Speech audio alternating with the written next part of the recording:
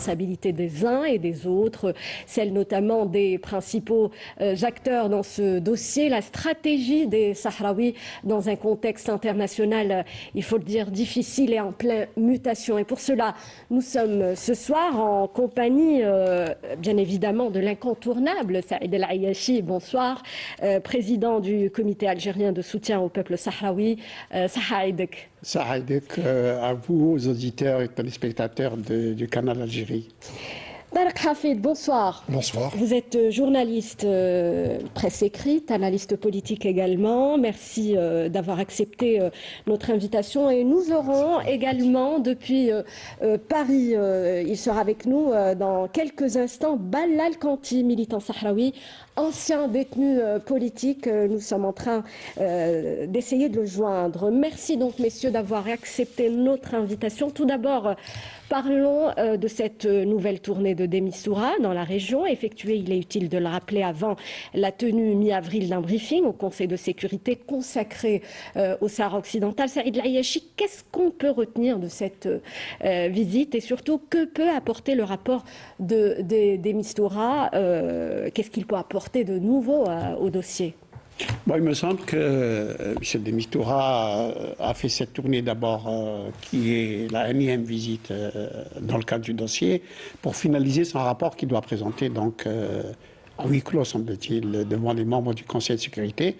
Et donc, il a vu les parties concernées que sont le Front Polisario, et donc il a eu le contact que vous avez rappelé dans votre introduction avec les autorités sahraouis. Il est passé déjà à Rabat avant, ce sont les parties concernées. Et puis les parties intéressées, que sont la Mauritanie et l'Algérie, bien sûr aussi, ont été consultées pour entendre les uns et les autres, oui, et présenter son rapport devant le Conseil de sécurité. Ce qu'il faut retenir, vous l'avez dit également dans votre introduction en ce qui concerne notre pays, donc notre ministre des Affaires étrangères lui a rappelé que pour l'Algérie, c'est un problème de décolonisation justiciable de l'application du droit international, et il n'y a pas lieu d'en changer. C'est tous les problèmes de décolonisation, c'est la Charte des Nations Unies qui le dit, et le droit international. Et pour les Sahraouis, il a vu la direction politique sahraoui qui, dans les mêmes termes, mais probablement avec encore plus d'arguments concernant les Sahraouis, bien entendu, lui ont rappelé qu'ils attendent ce référendum de détermination depuis 1991, oui, puisqu'ils ont signé le cessez-le-feu avec le régime marocain à condition qu'on leur organise un référendum de détermination. Et l'ONU s'est engagée à organiser ce référendum. La preuve, c'est l'existence de la MINURSO, comme chacun le sait. Et les Sahraouis, à l'occasion, non seulement les autorités, mais la société civile, avec toutes ses composantes, lui a rappelé que l'ONU a ses responsabilités dans cette histoire, et que les Sahraouis aussi dénoncent l'attentisme et l'inaction du Conseil de sécurité, puisque, oui, mais depuis longtemps, on a cette résolution du Conseil de sécurité qui reconnaît le droit à l'autodétermination pour le peuple sahraoui, mais ça ne reste que de l'encre sur du papier, oui, qui veulent bien qu'on passe aux actes maintenant. Et aux actes, les mécanismes de l'ONU existent. Comme vous le savez, le chapitre 6, qui fait que les résolutions ne sont pas contraignantes pour les pays concernés, mais le chapitre 7 les rend contraignantes. Ce qui fait que si jamais il faudra bien le faire, qu'on passe au chapitre 7, à ce moment, le régime marocain ne jouerait pas la montre, ne jouerait pas la stratégie de la fuite en avant, ne pratiquerait pas la politique du fait accompli dans les territoires occupés, et à ce moment-là, on mettrait fin avec responsabilité aux souffrances du peuple sahraoui. Et mettre fin aux souffrances du peuple sahraoui passe inéluctablement par un retour à la table des négociations. C'est ce qu'a réclamé le ministre des Affaires étrangères dans son entrevue avec Demistura Tarek Hafid. Il ne s'agit pas de la première visite de Demistura dans la région. Qu'est-ce qu'on peut retenir? Qu'est-ce qu'il y a de nouveau cette fois-ci? J'avais couvert il y a... Je crois que c'était en 2022, la première visite de Demistura dans les camps sahraouis, où il a eu l'occasion de rencontrer donc, autant la société civile que les responsables politiques et militaires. Et les Sahraouis attendaient, essayaient de le jauger, de voir un peu comment il allait réagir, etc. Et je pense que c'est juste un copier-coller de... Il n'y a rien de nouveau en réalité dans ces visites. Et c'est dommage parce que il est chargé justement de faire avancer le dossier, etc. Et ce qu'on peut retenir en fait, c'est que il y a une année, il avait proposé une solution en fait qui a été rejetée par le Front Polisario. Oui, bien sûr, c'est cette histoire de division du territoire. Il est revenu d'une ancienne histoire qui en fait n'a aucune valeur. Monsieur de Mistura, sincèrement, je pense qu'il y a, en voyant maintenant ce qui est en train de se passer, en fait, peut-être une erreur de casting, et peut-être aller vers, il serait peut-être temps d'aller vers quelqu'un peut-être avec un peu plus dynamique, mais pour l'instant, en fait, il ne fait pas bouger les lignes. C'est quand même dommage. C'est quand même dommage. Alors, oui, concernant donc M. de Mistura, comme Hafid en parlait, il y a une bonne et une mauvaise chose. Hafid a très justement rappelé cette proposition de M. de Mistura qui n'a jamais été officielle, hein, qui a été un peu dans les coulisses, etc., de partage du territoire. Ce n'est pas dans sa mission. Sa mission n'est pas de proposer une solution au truc. Ça, c'est les membres du Conseil de sécurité qui décident de ça. Et donc là, il est sorti un peu, j'allais dire, de la route. Sa mission est d'assurer justement sa mission, c'est de dynamiser les négociations entre les belligérants pour les amener à se rencontrer et à parler du dossier. Et la bonne chose, c'est qu'il a été le seul, à ma connaissance, à pouvoir être allé dans les camps de réfugiés, rencontrer la société civile en 2023. Et il a reçu de la part des ONG sahraouis existants là-bas un rapport détaillé sur les violations des droits de l'homme que les Sahraouis vivent au quotidien. Oui. Et alors, si on prend ce fait, bien sûr, il en a déjà fait état dans ses rapports passés, hein, 2023, 2024, 2024 surtout. Est-ce qu'il va reparler de ces violations des droits de l'homme, ce qui est important, et quand on sait que les membres du Conseil de sécurité vont aussi entendre le chef de la MINURSO, Alexandre Ivanko, oui, peut-être que lui aussi peut parler. C'est le nouveau dont on peut espérer pouvoir attendre de cette prochaine réunion du Conseil de sécurité, parce qu'ils vont se pencher. D'abord, on espère qu'au minimum, que soit reconnu le droit à l'autodétermination pour le peuple sahraoui, inévitable, c'est le droit international qui le dit, sous une forme ou sous une autre. Et puis, peut-être qu'on parlera de ces droits de l'homme. Figurez-vous, Madame Rim, que le Haut Commissariat aux droits de l'homme à Genève attend depuis 9 ans l'autorisation du régime marocain pour pouvoir déléguer une mission d'information sur les droits de l'homme dans les territoires occupés, alors que, comme on le sait, il y a plus d'une soixantaine de rapports qui sont tout à fait documentés, vérifiés, oui, consignés, que les droits de l'homme sont bel et bien violés par le régime marocain d'occupation. Alors, peut-être la nouveauté, peut-être. Justement, il y a donc le rapport du chef de la MINURSO, Alexandre Ivanko, qui est attendu, mais également celui du secrétaire général de l'ONU. Lors de ce briefing du Conseil de sécurité, le Conseil de sécurité qui doit, à l'issue de ce briefing également, adopter une résolution sur le Sahara occidental. Est-ce qu'on peut s'attendre à une nouveauté de par rapport aux résolutions précédentes? Le prolongement du mandat de la MINURSO. Le prolongement se fait en octobre. En octobre. C'est le 30 octobre où on vote le budget de la MINURSO qui est 60 millions de dollars chaque année. Qu'est-ce qu'on peut attendre de cette résolution? Laquelle MINURSO d'ailleurs est dans un statut, une situation tout à fait kafkaïenne. La MINURSO, j'allais dire, si on en prend les choses comme elles sont, elle n'a plus rien à faire. Le cessez-le-feu n'existe plus. Elle avait mission de faire respecter le cessez-le-feu. Oui. Il n'y a pas de cessez-le-feu. Et d'organiser un référendum. Et puis, elle doit préparer le référendum. Oui, on veut bien, mais le référendum, ça fait 33 ans qu'on l'attend. Et il n'y a toujours pas de référendum. Donc, d'une certaine façon, si l'on veut pinailler, on se dit, mais à quoi sert cette MINURSO? Bolton, dans le temps, quand le truc l'avait dit, il avait forcé le truc, il 6 mois. On lui a projeté. Mais je veux dire, c'est pas l'intérêt des Sahraouis parce que elle a le mérite d'exister. La MINURSO est là. Si on en a besoin un jour, on ne va pas refaire une autre quantité, d'autant plus que je crois que le régime marocain, comme ses soutiens, je crois n'attend qu'une occasion pour lui changer d'acronyme, d'appellation. Exactement. Oui.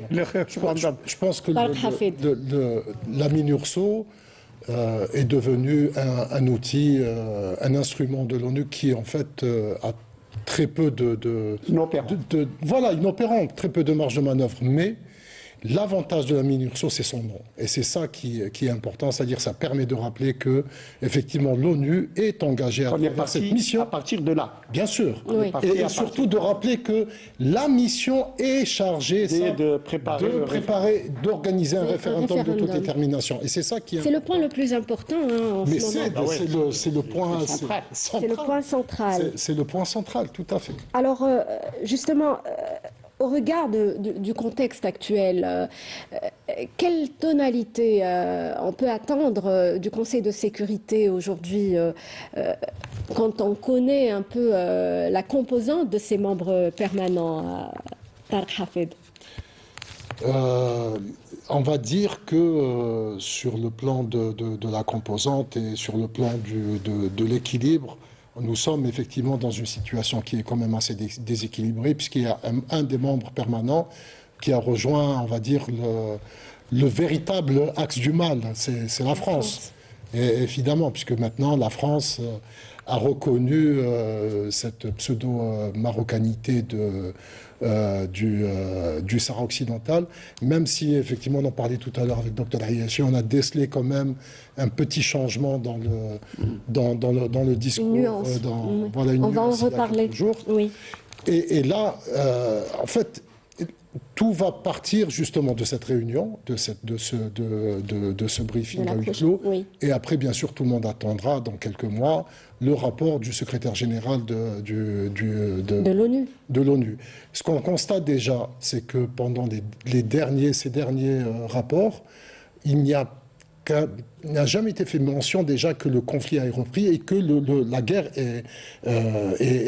se déroule actuellement au Sahara occidental. Déjà, il y a cette volonté déjà de masquer une réalité qui n'est pas correcte, c'est-à-dire... À quoi c'est dû? À un blackout médiatique, peut-être? Je ne sais pas, c'est... En tout cas, il y a une forme de complicité à tous les plans. Quand on prend le dossier du Sahara occidental, il y a beaucoup de choses qui ne sont pas logiques. Oui. Lorsqu'on prend, par exemple, la liste des territoires non autonomes, tous les pays qui occupent ces territoires non autonomes sont cités sur la liste. Il suffit juste d'aller sur le site des Nations Unies, sauf Sahara occidental, la case est vide. Donc, oui. Est-ce que c'est l'Espagne? Est-ce que c'est le Maroc? Déjà là, il y a un problème. En fait, en plus, nous sommes face à des États occidentaux qui parlent de démocratie. Oui. Tout le temps, qui sont tout le temps en train de parler de démocratie.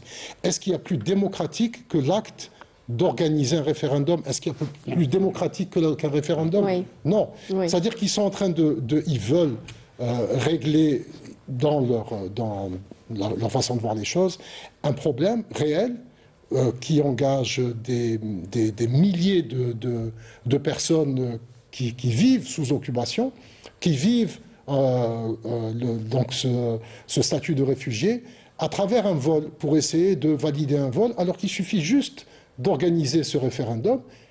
C'est tout ce que demandent pour l'instant les Sahraouis. Sauf qu'il y a une partie du conflit qui ne veut pas de ce référendum, à savoir le Maroc. Ben c'est justement, quand je parle de vol, la colonisation est un vol, c'est justement le fait de tous ces non-dits, toutes ces manœuvres font en sorte de tenter de justifier ce vol. Et c'est ça qui est dangereux dans le dossier du Sahara occidental. Donc on est dans un contexte difficile, Saïd El-Hayachi. Il y a une réalité... Et qu'est-ce qu'on peut attendre justement du Conseil de sécurité? C'est le contexte international.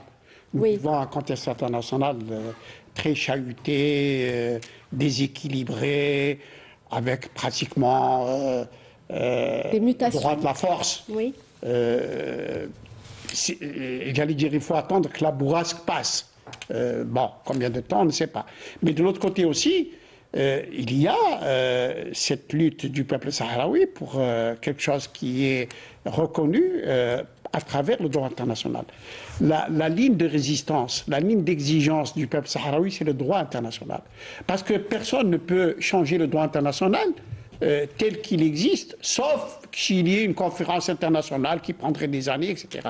Et donc la ligne de résistance du peuple sahraoui, de ceux qui l'accompagnent et des États qui défendent le droit international, c'est précisément de dire « Ah, attention au droit international ». J'en veux pour preuve qu'il y a eu déjà depuis quelque temps le Maroc qui voulait s'approprier l'espace aérien sahraoui. Oui. Et dans le cadre du droit international, c'est toujours l'Espagne qui gère l'espace aérien sahraoui. Et ça n'a pas marché. Il y a eu des tractations avec l'Espagne. Ça n'a pas marché, malgré que l'Espagne aurait pu être complice dessus, ça n'a pas marché. L'Espagne reste, elle, responsable du droit. Et la question que tu as posée, qui est très intéressante, qui colonise le truc, c'est l'Espagne. C'est l'Espagne. Au regard du droit international, c'est toujours l'Espagne. Sauf que il y a le droit, il y a la politique à l'intérieur du Conseil de sécurité, et les soutiens du Maroc fait que les choses sont bypassées, les choses sont occultées, les choses sont trucs. Et si on ne tue que rien, c'est un de nos diplomates, de nos talentueux diplomates qui dit nous avons beaucoup d'arguments et peu d'amis, ils ont beaucoup d'amis et peu d'arguments. Oui. Et donc aujourd'hui, il faut tenir pour que la chose ne dérape pas en attendant que le droit international reprenne ses droits. Oui. Vous savez qu'il y a un drame immense qui se joue contre le peuple palestinien, alors qu'il a tous les droits de truc. Et tous les jours, il y a des centaines et des centaines de morts à Gaza et en Cisjordanie aujourd'hui, encore en plus, parce que tout simplement le droit international est foulé aux pieds. Oui. Il n'est pas respecté par ceux qui sont chargés de le défendre et de le faire respecter pour assurer la paix et la sécurité dans le monde. Et concernant la France, oui, je crois qu'il y a un frémissement. Espérant que ce sera en faveur du peuple sahraoui. Dans le communiqué du Quai d'Orsay, quand il parlait des relations de la France avec l'Algérie, on parlait donc les deux parties se seraient accordés, je crois que c'est une victoire de notre diplomatie, se seraient accordés pour respecter la légalité internationale et de respecter les buts qui sont fixés dans la Charte des Nations Unies. C'est très important, je trouve. Mais c'est aussi très important. Mais c'est aussi de la schizophrénie, c'est-à-dire qu'on le veuille ou pas. C'est-à-dire, alors, oui, c'est pour les États-Unis. Je suis d'accord avec toi, mais écoute-moi, les États-Unis, j'ai envie de dire, étaient plus responsables. Les États-Unis, tu l'as dit toi-même, et tu as parfaitement raison, c'est eux qui font le forcing sur les Sahraouis pour les trucs. Mais il reste n'était le tweet de Trump, qui est venu en fin de mandat, en décembre 2020. Oui, tout à fait. On va voir aujourd'hui comment il va réagir, son ambassadeur, dans les trucs.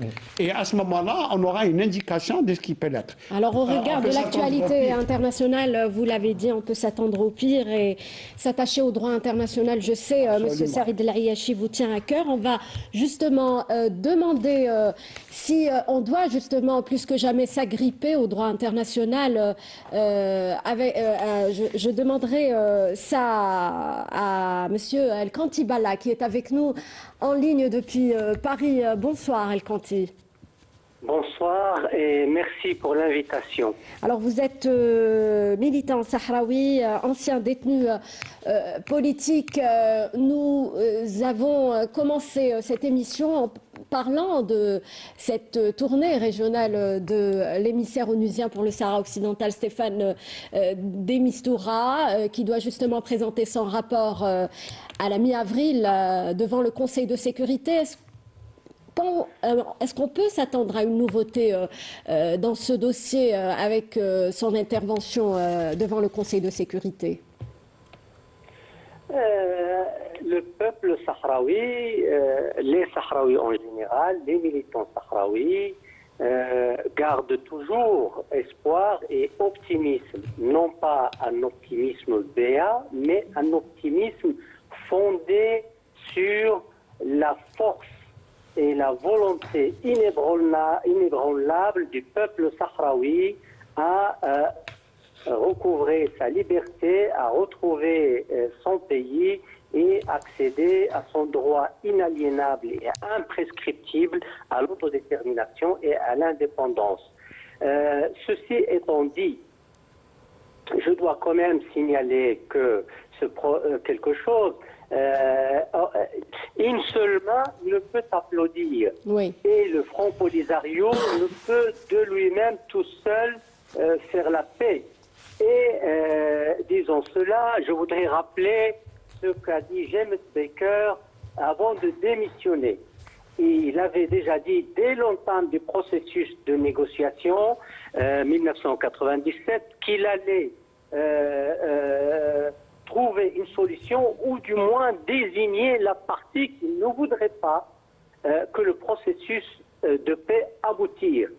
Et au bout de 7 ans de travail et de médiation de James Baker, il a fini par jeter l'éponge en déclarant que c'était le Maroc qui bloque le processus de paix en refusant de négocier de bonne foi. Il faut insister sur ce terme de bonne foi. Notre problème avec le Maroc, c'est un problème de bonne foi. Oui. Le Maroc, je continue sur ce qu'elle a dit James Baker, il dit, dixit, le Maroc rejette toute option qui n'inclurait pas le référendum. Je ferme la parenthèse. Si le Maroc refuse le référendum d'autodétermination, qu'est-ce qu'il proposerait? Le Maroc propose ni plus ni moins qu'une capitulation du Front Polisario, une légalisation d'un fait accompli colonial, légalisation d'une invasion militaire et une annexion illégale, et ceci ne peut être possible ni au regard du droit international, ni tenant compte de la réalité sur le terrain où le peuple sahraoui résiste vaillamment dans les territoires occupés, s'organise d'une façon formidable dans les territoires occupés et dans les camps de réfugiés en organisant ses institutions, en continuant ses luttes diplomatiques sur le plan africain où la RASD est un membre fondateur de l'Union africaine et en luttant également sur plusieurs autres fronts dans l'enseignement, la santé, l'éducation, etc., etc. Donc, une seule main ne peut applaudir, mais tôt ou tard, le Maroc comprendra que cette situation ne pourrait durer ad vitam aeternam et qu'il devra négocier de bonne foi avec le Front Polisario une solution qui puisse permettre au peuple sahraoui le droit à l'autodétermination. Alors la question qu'on s'est également posée, El-Khanti Balla, peut-on encore compter sur le Conseil de sécurité pour résoudre ce conflit du Sahara occidental, tenant compte de la donne internationale actuelle? Que faut-il attendre justement du Conseil de sécurité, selon vous, avec sa composante actuelle? Les attentes du peuple, vous avez évoqué le droit international tout à l'heure. En dehors du droit international, point de salut. C'est le désordre total. C'est ce à quoi et pourquoi œuvre ce régime marocain, le désordre total. Quand on ne se considère pas comme un pays ayant des frontières délimitées, c'est déjà l'expansionnisme. C'est déjà des théories des plus agressives, de l'ordre de la théorie de l'espace vital, de pays n'ayant pas de frontières. C'est cela que propose le Maroc. Ce que propose le peuple du Sahara occidental, ce sont des États fondés sur le droit, fondés sur l'autodétermination, bâtis sur des frontières délimitées et reconnues internationalement. Le Conseil de sécurité devrait être attentif à cela.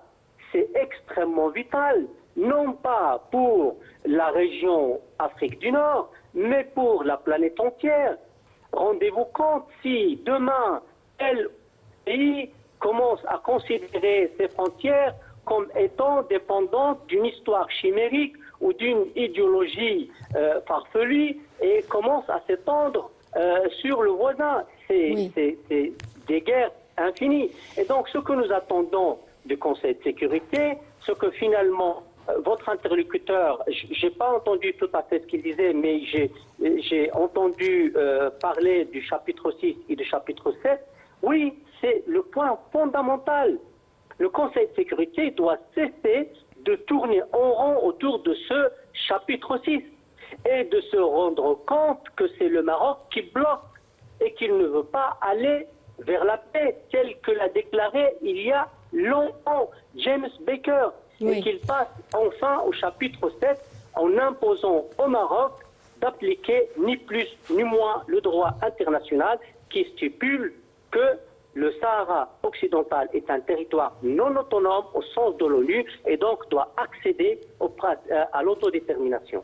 Alors, El Kantibala a évoqué des points intéressants dans son intervention. Saïd El Ayachi, d'abord, il a parlé d'une meilleure organisation des Sahraouis pour tenter de contrer justement les manœuvres marocaines. Alors, on a évidemment le régime marocain depuis maintenant très longtemps, bien sûr, s'est répandu en des discours. Le Front Polisario est une milice, l'État sahraoui n'existe pas, la société sahraouie est explosée. Et justement, à la dernière visite de Mistura, il n'a pas vu que les dirigeants sahraouis. Il a vu les FAP, les jeunes, les ONG, des ministères, etc. Le message était très clair. Nous avons une volonté de bâtir un État et les capacités et le potentiel de le faire. 1. 2. L'État sahraoui déjà est en formation, il existe, il est en phase de consolidation. Il est bel et bien, il a un gouvernement, un parlement, des ministères, etc. Ça marche. Il a eu à le vérifier. Notre détermination est grande au regard de notre droit d'avoir un État qui représenterait la population. Nous avons les possibilités de le faire. Voilà le message que... Oui. Mais c'est l'ONU qui ne remplit pas sa mission. Oui. Je crois, en tout cas j'ai entendu dire que de toute façon pour rentrer dans la stratégie du Marzen, encore de gagner du temps, et je le rappelle, c'est très important, quand on a forcé Horst Kohler à partir, on est resté 28 mois à son envoyé personnel. 28 mois, c'est-à-dire 2 ans et quelques. Et 28 mois, ça donne j'allais dire, de l'oxygène au Marzen pour encore s'implanter, s'incruster au Sahara occidental et dire, regardez, je suis en train de développer la région. Évidemment, tout à fait illégalement. Et je crois que certains disent que les jours de demi-histoire sont comptés. On va le Maroc, en posant beaucoup d'entraves sur son chemin, va le faire partir pour, après, rentrer dans la phase de prospection pour trouver un autre envoyé personnel. Vous comprenez ? C'est tout à fait des manœuvres dilatoires, mais qui marchent, qui ont marché. Et la question qui se pose maintenant, évidemment, le Conseil de sécurité, très franchement, je crois, Hafid l'a dit, il a parfaitement raison, et je suis d'accord avec lui, on ne va pas attendre grand-chose du Conseil de sécurité, sauf que nous allons rappeler à ces messieurs, à ces membres du Conseil de sécurité, qu'il a le droit international et qu'il y a obligation, exigence de respecter ce droit international. C'est une ligne de résistance très importante. Mais il y a un autre facteur qui pourrait aider et qui, pour le moment, ne sert pas à grand-chose. C'est l'Union africaine. On va y revenir. Avant l'Union africaine, j'aimerais vous poser la question, Tariq Hafid.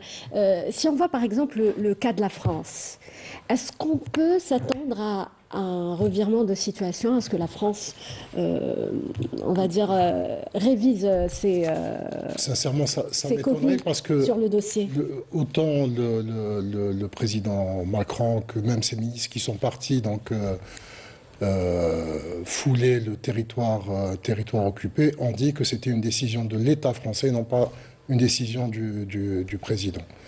Mais je crois que le dossier, les Français ont un rôle à jouer, c'est normal, parce que ils sont membres du Conseil de sécurité, et maintenant ils ont fait le choix du soutien au Marzen, etc. Mais je pense qu'il y a 3 grands espaces, 3 grands cadres où se déroule la question du Sahara occidental. Il y a d'abord, pour la légalité internationale, c'est les tribunaux, c'est les cours, c'est là où justement le Front Polisario et le peuple sahraoui remportent les principales victoires. Parce que c'est effectivement une question de droit. Oui. C'est-à-dire, il suffit juste d'appliquer les lois, les règles qui ont été écrites par ces puissances, et non pas par les Sahraouis ou par les Algériens. Oui. Ils font juste, bien sûr. il suffit juste d'appliquer le droit. Il y a donc ce grand cadre. Parce qu'on où sait, effectivement, juste pour le concept de l'autodétermination. Oui. C'est un concept américain. Mais tout à fait. C'est le président Wilson 1926, etc. Tout à fait. Donc, Tout à Oui. fait. Oui. Donc justement, après donc il y a ce cadre qui est très structuré où on ne peut pas sortir les lois, on est là où on les fait respecter. Oui. Après, il y a le cadre de la réelle politique, où effectivement c'est là où il y a le cafouillage en réalité. Oui. Et le maître de ce cadre, c'est les États-Unis. Ce sont les États-Unis qui ont fait pression sur le Maroc pour que des Mistura puissent aller dans les territoires occupés et rencontrer ceux qui ont proposé l'élargissement de la MINURSO en 2013. Tout à fait, c'est-à-dire pour protéger les droits de l'homme. pour protéger les droits de l'homme. États-Unis, hein. Oui. Surveiller la situation. Et c'est des la droits France de qui l'homme. s'est opposée Et par c'est un la France veto. qui s'est opposée. Et justement, en 2013, il y avait eu quand même des tensions entre les États-Unis et le Maroc. Il y avait surtout le rapport de la Fondation Kennedy. En plus, tout à Kiri fait. Kennedy s'est rendue dans les territoires et elle a été violentée par la police marocaine. Oui. Donc, il y a ce cadre où, effectivement, la réelle politique, c'est les États-Unis, c'est eux qui décident. Et donc, c'est pour ça qu'on attend maintenant quelle va être la réaction de la nouvelle administration Américaine. américaine. Très Voilà. intéressant. Et il y a le troisième cadre, ça c'est le terrain militaire. Oui. Il ne faut pas l'oublier, il y a une guerre qui a repris. Alors justement, Tarek Hafid, est-ce qu'avec la persistance de ce conflit, la menace d'une déstabilisation du Sahel est pesante Il y a toujours ce risque, mais en fait, il faut prendre, et surtout nous, Algériens, nous sommes tenus de le prendre dans ce sens. La guerre, c'est une guerre de libération que sont en train de mener Les Sahraouis. les Sahraouis. Ce n'est pas une guerre pour déstabiliser une région, mais c'est vraiment une guerre pour chasser un occupant, chasser un État colonisateur qui, comme l'a dit notre ami à partir de Paris, n'a pas de frontières, ne revendique aucune des frontières flottantes et ne revendique aucune frontière. C'est-à-dire qu'ils en sont maintenant à revendiquer le Sahara oriental, ce qui est quand même une aberration, ce qui est très grave. Oui. Et donc c'est pour ça que je disais, il y a trois espaces où le dossier sahraoui est en train de se dérouler, et il ne faut pas oublier qu'il y a une guerre, et que même si c'est une guerre où on n'a pas beaucoup d'informations, où il y a des enjeux, etc., il ne faut pas oublier que les Sahraouis ont terrassé L'armée marocaine. et que ça leur pend encore au nez, c'est-à-dire que c'est une réalité qu'il faut surtout pas occulter. Ce qui est en train de se passer, il faut suivre en fait les trois cadres. Oui. La question du droit, la réelle politique Et le terrain. Et le terrain.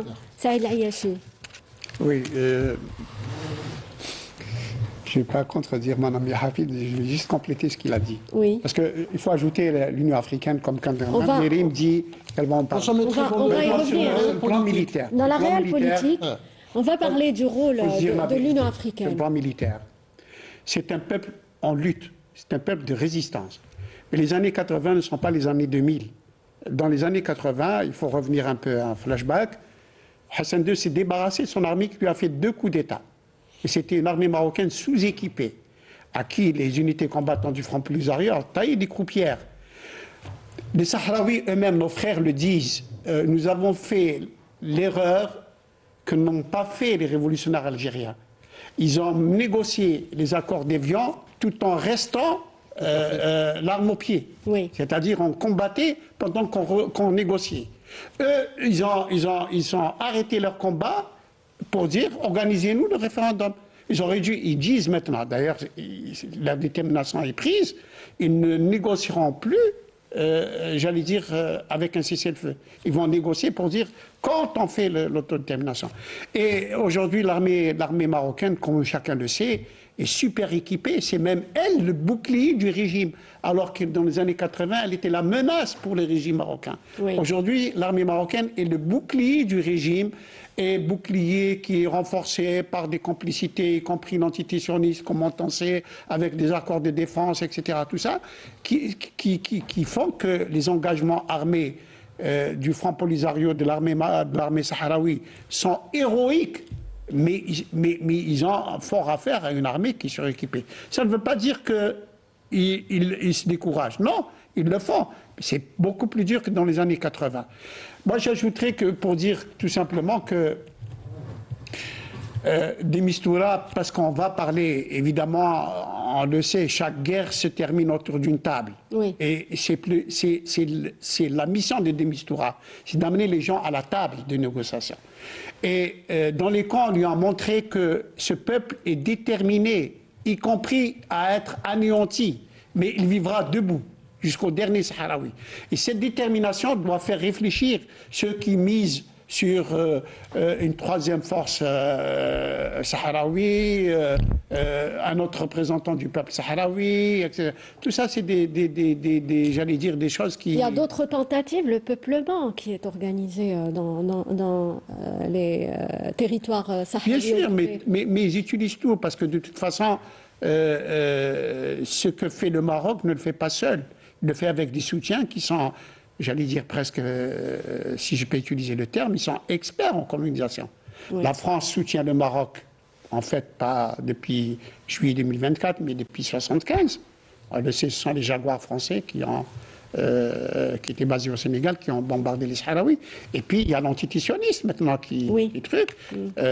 Des pays responsables ne se sont pas engagés militairement aux côtés du Maroc, comme les États-Unis d'Amérique ou l'Espagne, parce que tout simplement, ils veulent rester des gens, des États respectables qui cherchent une solution.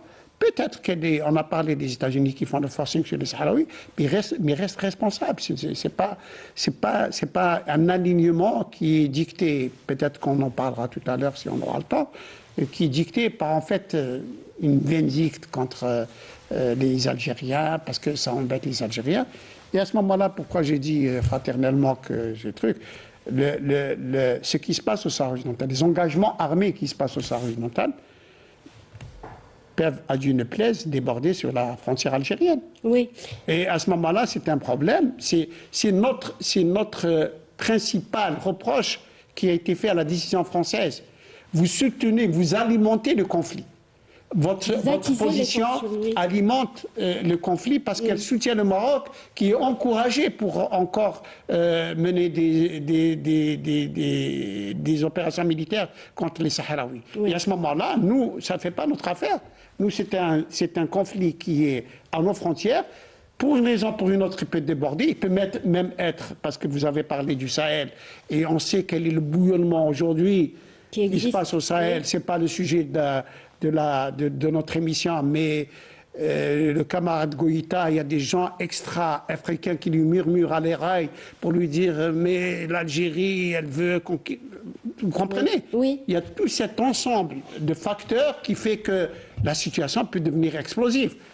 Conflit armé au Sahara occidental, menée subversive, terroriste et j'allais dire mal gérée par ceux qui ont la charge au Sahel, oui. Et ça peut provoquer... Alors, on va justement en parler avec El Kantiballa. Voudriez-vous peut-être réagir sur la menace qui pèse actuellement avec la persistance de ce conflit du Sahara occidental?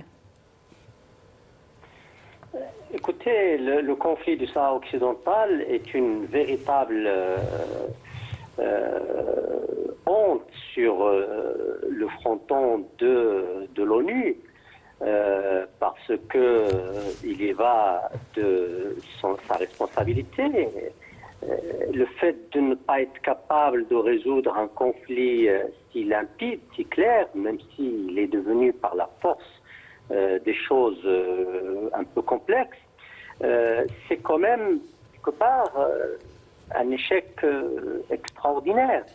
Et cet échec général des Nations Unies, elle se traduit quelque part dans l'échec de ce même M.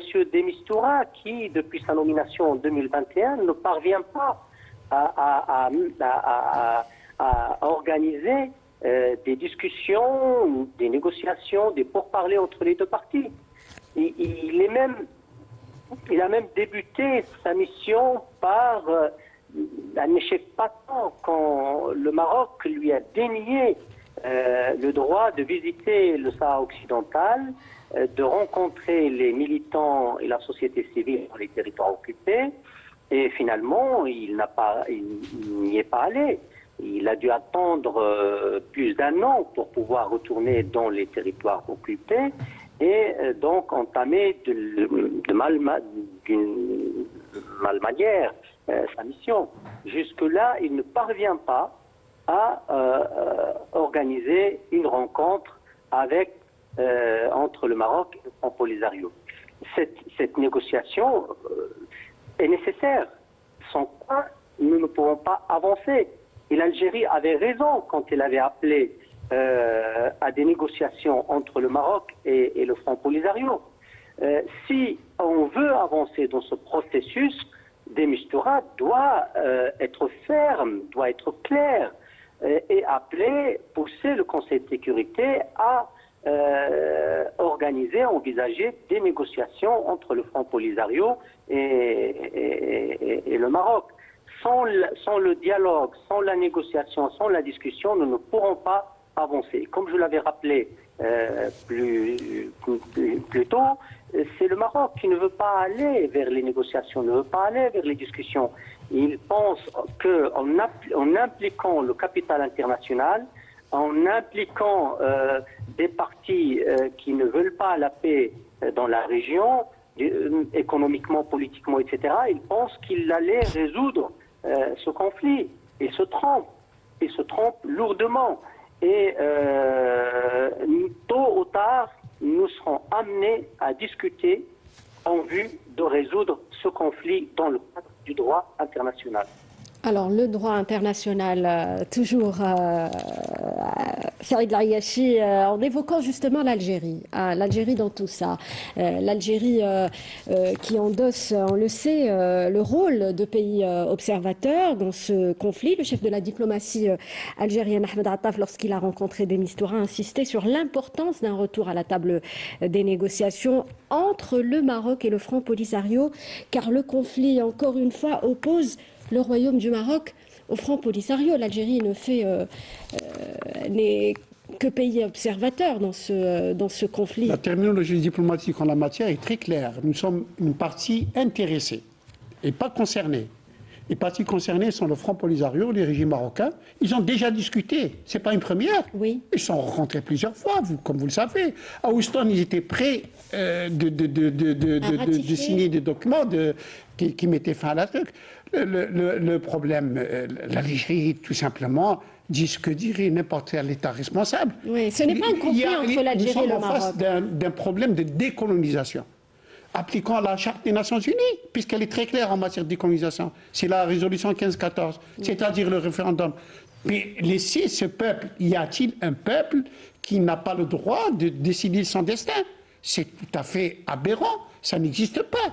Ni dans le dictionnaire diplomatique, ni dans les dictionnaires politiques, ni dans les dictionnaires historiques. Et par conséquent, allons vers le vrai. Or, le régime marocain ne veut pas aller vers les négociations. Et pourquoi il ne veut pas aller? Parce que de quoi va-t-on parler dans les négociations? On va parler de l'application du droit international. C'est-à-dire quand est-ce qu'on va organiser, fixant la date du référendum de détermination. Les Marocains ne veulent pas en entendre parler. Oui. Et par conséquent, il ne faut pas qu'on aille vers les négociations. Les Marocains disent qu'il ne faut pas qu'il y ait le processus de négociation qui a été déclenché. Et c'est ce qui est arrivé à Manhasset, à Genève et dans d'autres villes. Et après, j'ai dit que tout à l'heure que d'abord, pour ne pas aller vers les négociations, il ne faut pas qu'il y ait d'envoyés personnels. Donc, il travaille pour gêner les envoyés personnels. Et puis, il nous sort l'histoire des tables rondes. Il faudrait qu'il y ait des tables rondes où l'Algérie, parce qu'avant, l'Algérie et la Mauritanie assistaient aux négociations, mais en arrière-plan. Il y avait les deux belligérants, Quand ils assistaient, ils ont assisté, c'est arrivé 2 fois à Genève, ils n'étaient même pas des fois dans la salle, et quand ils n'étaient pas autour de la table. Non, les Marocains disent maintenant, le régime marocain dit, il faut des tables rondes où tout le monde c'est là. C'est-à-dire, on ne pourra pas identifier qui est le concerné, qui est l'intéressé. Et donc, c'est une ficelle trop grosse que les nôtres refusent et refuseront toujours, parce qu'on ne veut pas aller vers l'essentiel. Parce que le Maroc dit que ce serait trop long à raconter, mais il sait que s'il y a un référendum, les Sahraouis choisiront l'indépendance. Et ce sera un verdict qu'il ne pourra pas refuser, puisque c'est le résultat d'un référendum. Et donc, il ne veut pas aller vers le référendum. Il ne veut même pas aller vers les négociations, parce que les négociations auront pour principal objet de déterminer la date du référendum. Et il ne veut pas y aller, ni au référendum, ni aux négociations. Et donc, pour ça, c'est les manœuvres. C'est une manœuvre à telle enseigne que, parce qu'il est gêné par le droit international, qui est totalement en sa défaveur, pas une juridiction, il n'y en a pas une seule depuis 50 ans qui a donné raison au Maroc. Pas une seule. La CIG, la Cour internationale de justice, la Cour de justice de l'Union européenne, le Conseil juridique du secrétaire général, pas une seule. Et alors, qu'est-ce qu'il fait le Maroc?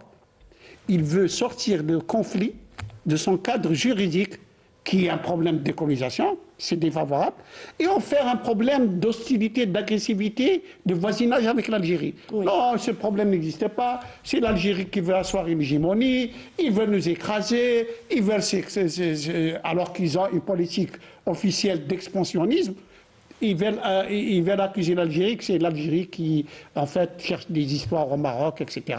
Et par conséquent, là, il n'y a pas de droit, et donc on peut trouver des arrangements, etc.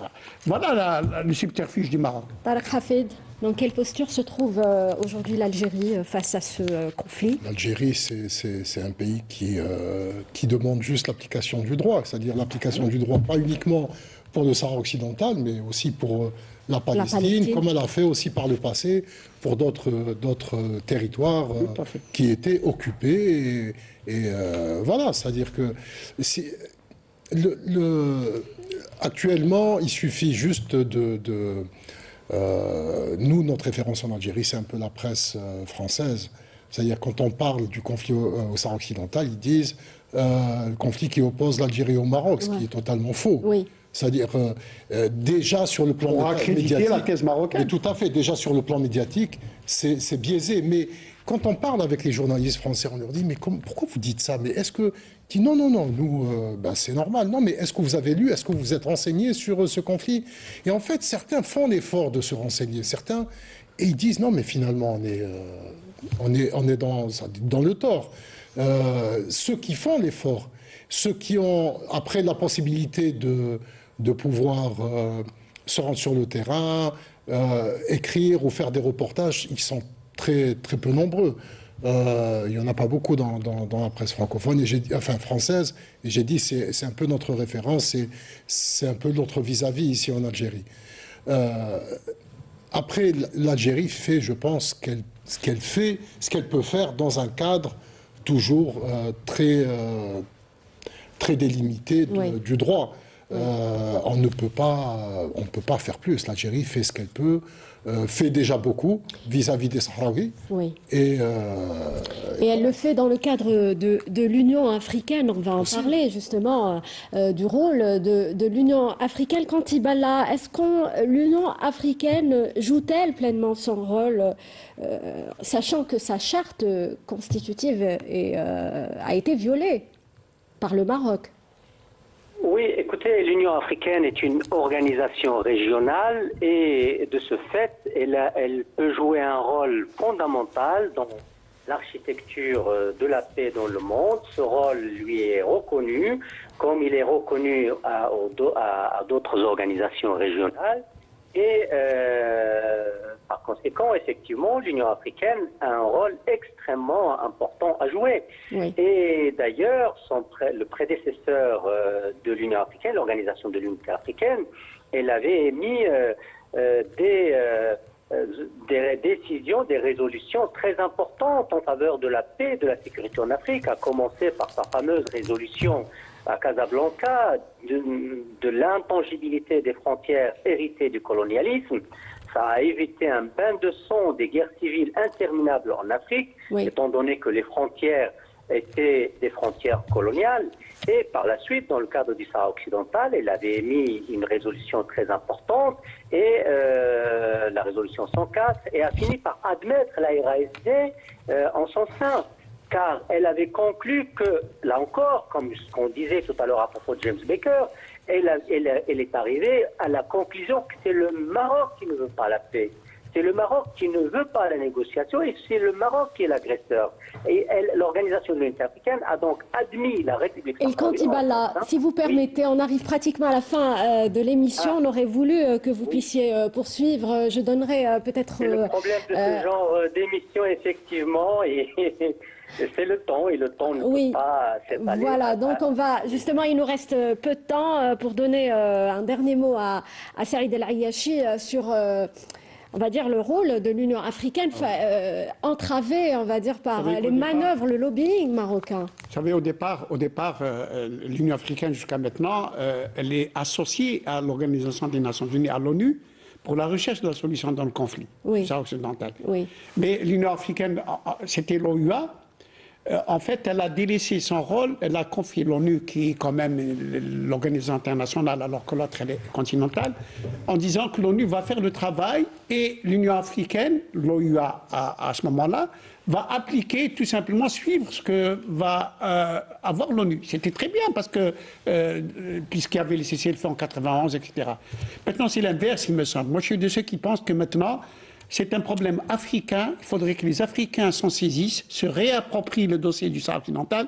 Et surtout, vous venez de le dire très justement, l'acte constitutif de l'Union africaine est très clair dans le dossier du Sahara occidental.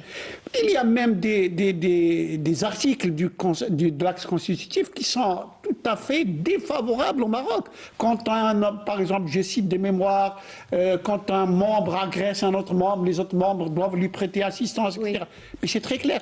Donc, il faudrait que les Africains assument les responsabilités. Il n'y a pas que l'ONU. C'est les Africains d'abord qui doivent se saisir du dossier, le traiter, et à ce moment-là, l'ONU avalise. Est-ce qu'ils ont la capacité de le faire, Tarek Hafid? C'est plus une question de volonté. Une volonté? L'Algérie l'a fait. Le président Tebboune, en 2021, avait demandé la réunion du Conseil Pays Sécurité. Il y a eu, en leur demandant de prendre des décisions claires et concrètes sur le terrain. Ce qui a été fait, le Conseil Pays Sécurité s'est réuni, il a pris des décisions, mais qui ne sont pas appliquées sur le terrain parce qu'il y a eu des parties extra-africaines qui ont manœuvré pour qu'elles ne soient pas appliquées. Tarek Hafid, dernier mot, que peut-on espérer pour le dossier sahraoui dans le contexte actuel? On attend la position. On va dire, on attend, mais il faut suivre aussi de très près ce qui se passe sur le terrain militaire. Et puis rester accroché sur le droit international. C'est notre ligne de défense. Qui vous tient à cœur, on l'a compris. Non, c'est notre ligne de défense. C'est important, oui. Ils ne pourront pas le changer. Ils ne peuvent pas le changer. Pour changer le droit international, il faudrait une conférence internationale qui demanderait des années de préparation et d'autres années. Notre ligne de défense, notre ligne de résistance, notre ligne d'exigence, c'est le droit international. On s'y maintient. Eh bien, merci Saïd El Ayachi pour votre participation. Je remercie également Tarek Hafid pour sa participation dans cette émission et El Kantibala qui était avec nous depuis Paris. Chers téléspectateurs, merci à vous de nous avoir prêté attention. Très bonne soirée sur Canal Algérie.